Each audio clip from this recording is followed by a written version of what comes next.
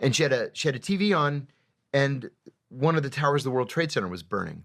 And I said, "What happened on World Trade Center?" And she said, "A Plane flew into it. And I naively said, You know, that happened once before. In 1932, a bomber flew into the Empire State Building. "But it was really foggy then.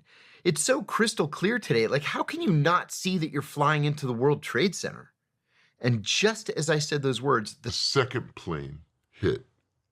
and then she turned to me. I was standing behind her. She turned to me and she said, Did you see that? "Or did I imagine it?" And I ran back to my office and I said, Said, guys, 2 planes just hit both towers of the World Trade Center. I think we're under attack.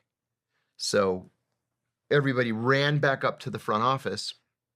Now, Kofer's office had TVs mounted above the door, like CNN, MSNBC, Fox, BBC, Russian, Iranian, whatever, Chinese. And they were all starting to switch over to a live feed.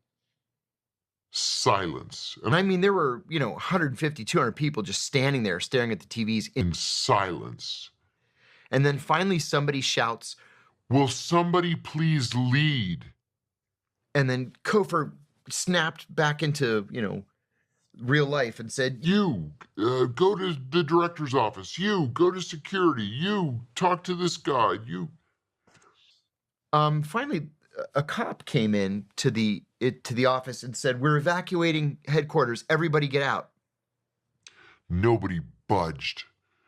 And then an hour later, he came back and said, "If you don't evacuate..." You'll be arrested, which they meant. So, I mean, talk about chaos. We all evacuated. I got about halfway home. I lived about 5 or 6 miles from headquarters.